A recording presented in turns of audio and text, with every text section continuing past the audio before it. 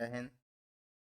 आज एक टॉपिक के साथ हम लोग आ चुके हैं और आज का टॉपिक जो है अकाउंटिंग से रिलेटेड है। बहुत दिनों के बाद ये क्लास फिर से। तो आज का जो टॉपिक रहने वाला है कुछ अकाउंटिंग रहेंगे, बहुत ही बेहतरीन और सिंपल लेवल के रहेंगे। उम्मीद करता हूँ कि आपको ये क्लास बहुत पसंद आएगी और अगर पसंद आई तो क्लास को ज़्यादा से ज़्यादा लाइक करें, शेयर करें। के साथ अब क्लास शुरू। मैं आपका ओम कुमार। स्टार्ट करें। ये फर्स्ट क्वेश्चन आपके पास आ गया है दोस्तों। में बोला जा रहा है gross profit is second option. अब इसके साथ ही इसका ऑप्शन फर्स्ट है आपके पास cost of goods sold plus opening stock. Second option है आपके पास sales minus of goods. Third option है आपके पास सेल्स माइनस परचेज। और नेक्स्ट ऑप्शन आपके पास नेट प्रॉफिट। बहुत इजी क्वेश्चन है, आपको पता चल गया होगा। चलिए हम क्या होगा। आपको पता है दोस्तों कि जब भी हम कोई सेल करते हैं हमारा कॉस्ट और प्लस हमारा प्रॉफिट ऐड होता है। और वो जो प्रॉफिट होता है वो हमारा क्या होता है, ग्रॉस प्रॉफिट। कहने का मतलब है कि जब हम सेल्स में कॉस्ट ऑफ गुड आ जाएगा। इसका मतलब ये जो उत्तर होगा हमारा बी, सेल्स माइनस। तो नेक्स्ट क्वेश्चन और चलते हैं। आ गया ना, तो इसमें हमारा कॉस्ट, क्योंकि ओपनिंग स्टॉक और कॉस्ट ऑफ गुड्स सोल्ड का आपस में कोई relation, no relation between cost of goods sold plus opening. अब और सी ऑप्शन में क्या बोल रहा है, sales minus purchase. Sales minus purchase हमारे पास अगर होगा तो इसमें क्या होगा, ये भी हमारे से रिलेटेड नहीं है। और नेट प्रॉफिट माइनस है। अब ये कोई भी टर्म आपस में रिलेट कर रहा है, इसका मतलब हमारा ऑफ होल्ड होगा। सेकंड,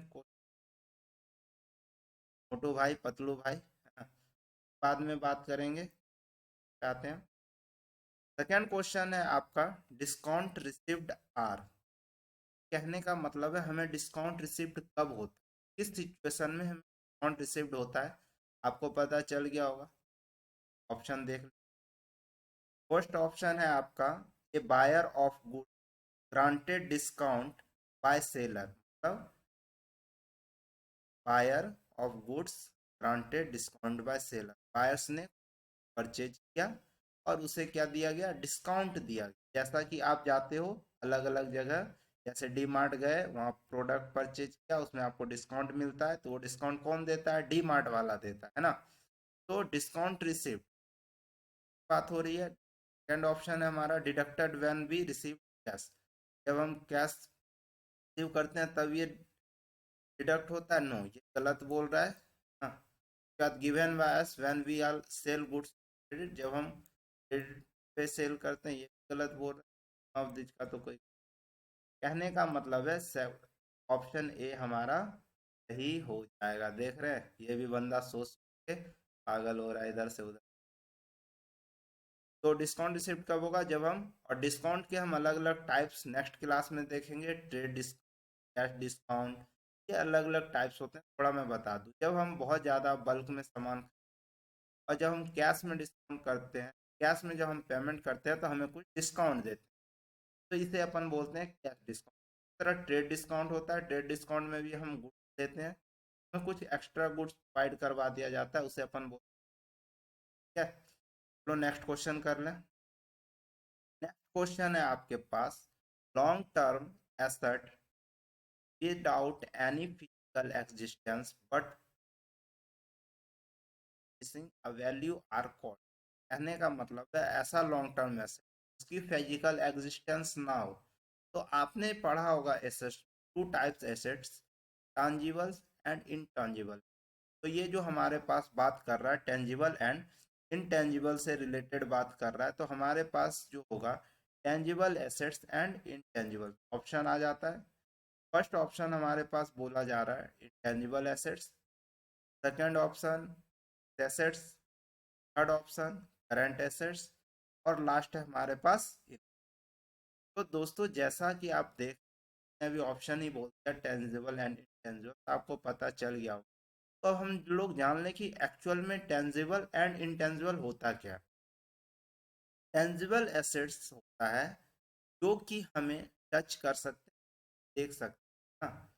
जैसे बेंच हो गया हमारा, जैसे हमारा स्टॉक हो गया, है ना। ये सारे हमारे प्लांट हो गया, मशीनरी हो गया, ये सब हमारे टेंजिबल एसेट्स।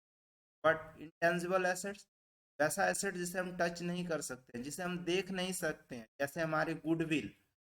जैसे कि हमारे मार्केट में अगर जाएं तो हमारे पास अगर कैश भी नहीं है, हमारी अच्छी खासी वैल्यू है, हमें ये मिल जाती है। कहने का मतलब हमारी मार्केट में वैल्यू है, हमारी कुछ वहाँ पर क्या है, एक्चुअल में हमें हमारे वहाँ पर क्रेडिट बना हुआ है। इस टाइप का जो होता है ये हमारा होता है इन।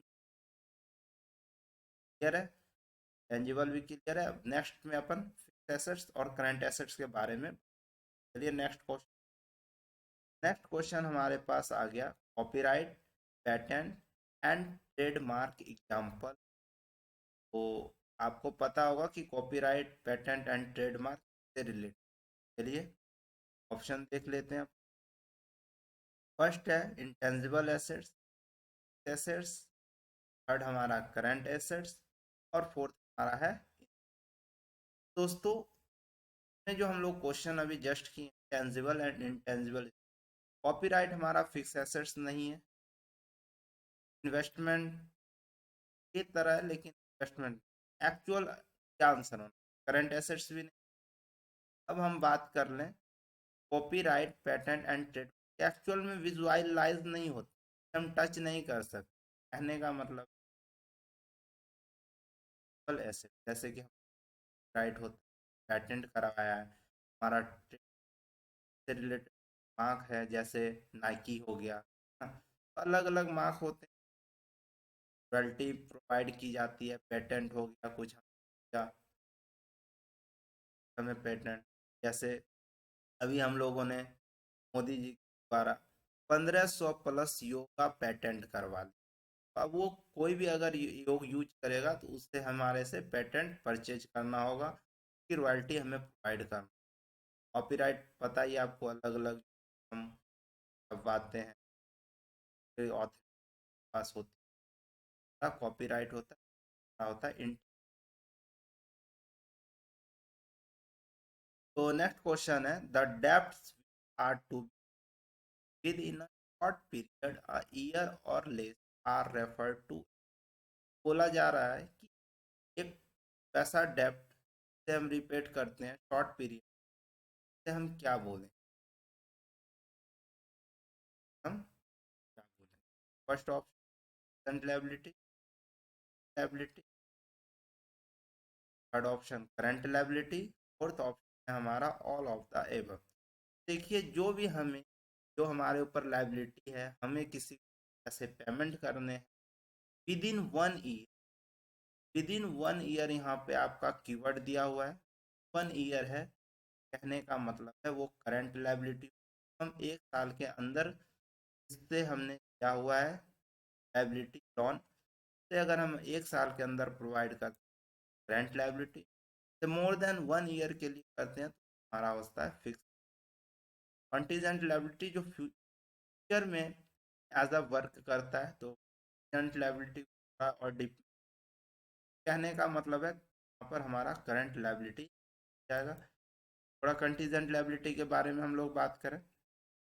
कंटीजेंट लायबिलिटी की अगर एग्जांपल बात करें, जैसे प्रोडक्ट वारंटी, कोई प्रोडक्ट की वारंटी दे रहा है, कहने का मतलब है फ्यूचर में हमारे लिए क्या कर रहा है, अगर कोई तरह का प्रोडक्ट में इशू आता है तो वो फ्यूचर में उसका से रिलेटेड रिप्लेसमेंट करेगा या नया प्रोडक्ट देगा। तो कहने का मतलब है जो फ्यूचर में लायबिलिटी क्रिएट होती है वो हमारा हो जाता है कंटीजेंट लायबिलिटी। क्लियर है। जैसे सेकेंड है पेंडिंग इन्वेस्टिगेशन और पेंडिंग, जो पेंडिंग केसेस होते हैं, है ना। बैंक गारंटी हो गया, lawsuit threat for patent, change of government policy, अगर कुछ हो गई उससे रिलेटेड हमारे पास लायबिलिटी हो जाती है, चेंज इन फॉरेन एक्सचेंज। ये सारे चीज़ आपको बेसिक में समझ में आ गए होंगे। इससे रिलेटेड हम देख लेते हैं, अलग अलग कॉन्सेप्ट हैं। Contingent liability is the best estimate by company of situation that liability, whether or not a contingent liability turn into an actual liability depend on the happening। यह जो है फ्यूचर में हमारा एक्चुअल लायबिलिटी क्रिएट कर देते हैं। जैसा कि मैंने आपको बता दिया, तो टाइप्स के होते हैं, एक हमारा एक्सप्लिट, एक हमारा इम्प्लिट। क्लियर है? और यहाँ पर आप इम्पोर्टेंस पढ़ लो, लेना खुद से ना। तो नेक्स्ट क्वेश्चन की ओर चलते हैं। नेक्स्ट क्वेश्चन है amount invested by the proprietors the business credit. ये आपकी जर्नल एंट्री से रिलेटेड क्वेश्चन। चलो ऑप्शन देख लें फटाफट। फर्स्ट ऑप्शन है आपके पास अकाउंट पेबल, सेकंड ऑप्शन है कैपिटल, थर्ड है कैश, और फोर्थ है हमारा ड्राइंग। देखिए बोला जा रहा है कि आपने इन्वेस्टमेंट किया है अपने बिजनेस, आप क्या एंट्री, मान लो एक बिजनेस स्टार्ट किया, इसी का क्वेश्चन हमारा एंट्री क्या होता है? कैपिटल अकाउंट, कैपिटल अकाउंट यार, और टू कैश अकाउंट। क्या करते हैं? कैश अकाउंट करते हैं। कहने का मतलब है हमारा यहाँ पर बोला जा रहा है किसे क्रेडिट। आप देख रहे हैं कि जब एंट्री हमारी होगी करेंगे कैश अकाउंट, है ना? तो हमारे पास हो जाएगा capital account to cash account. का आंसर हो जाएगा क्या? अब सबसे पहले इस पे भी थोड़ा बात कर रहे हैं, ड्राइंग क्या होता है। ड्राइंग वो होता है जो हम मान लो बिजनेस स्टार्ट किए और हमें कुछ पर्सनल एक्सपेंसेस करने। जब हम पर्सनल एक्सपेंसेस को हम अपनी यानी कि बिजनेस से कुछ पैसा निकाल लेते हैं, तो उसे हम फिर से क्या होना होता है, उसे हमें अपनी बिजनेस में डालना होता है। जो हम पर्सनल यूज के लिए बिजनेस से कुछ पैसे ले लेते हैं वो होता है हमारा ड्राइंग। क्लियर है? और ये ड्राइंग क्या होता है, हमारी कैपिटल में जाके माइनस हो जाता है balance sheet. Clear? Next question. Next question है आपका among the statement which one correct regarding journal. Journal entry से है और इसमें पूछा जा रहा है कि इसमें इनकरेक्ट है। कहते हैं ऑप्शन है आपका first, the debited account titles are listed first. सही बात है। क्या करते हैं, debit account title are listed first, पहले डेबिट को ही लिखते हैं। बाद होता है जैसे राम या कैश अकाउंट, है ना? इसी तरह सेकंड में बोला जा रहा है each journal with the date. कोई भी जर्नल जो हमारी स्टार्ट होती है डेट से स्टार्ट होती है। टाइमिंग भी स्टार्ट हो चुका है। और ये हमारे गोलू मोलू भाई साहब शुरू हो गए हैं सोचने के लिए। आप भी इसी तरह सोचे ना, टकलू नहीं बनना है, आपको सोचना है, मजे लेना है, क्लास को एंजॉय करना है। और ऑप्शन सी बोला जा रहा है journal entry show the effect of transaction. Journal entry क्या करती है, हमारे ट्रांजैक्शन पे इफेक्ट करती है। डबल एंट्री ट्रांजैक्शन होता है। तो अब इसके साथ एक क्वेश्चन आ रहा है, डबल एंट्री के फादर्स कौन? Fathers of double entry. तो चलो आप बताओ फटाफट कमेंट में, double fathers of double entry system कौन है? फिर मैं आंसर बताता हूँ, चलिए। तो इसका डी में बोला journal entry provided by account balance. ये जो आपका ऑप्शन डी है क्या है, रॉन्ग है, सफ़ेद झूठ बोल रहा है, पकड़ लो इसे, है ना? कहने का मतलब कभी भी जर्नल एंट्री आपको अकाउंट बैलेंस प्रोवाइड नहीं कराती है। जब भी होगा ट्रांजैक्शन इफेक्ट होगा, लिस्टेड होगा। चलो आपने कमेंट में लिख दिया होगा तो मैं बता दूं, फादर्स ऑफ डबल एंट्री जो है फादर्स, वो है लूकास पेसियोली, जिन 14 इन 90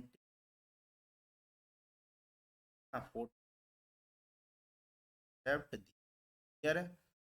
तो उम्मीद करता हूँ आपको ये क्लास बहुत लगी होगी, और ऐसी क्लास के लिए आप हमेशा हमारे साथ बने रहें और इस क्लास का ज़्यादा से ज़्यादा आनंद लें, और जो भी आपके साथ में बताएं।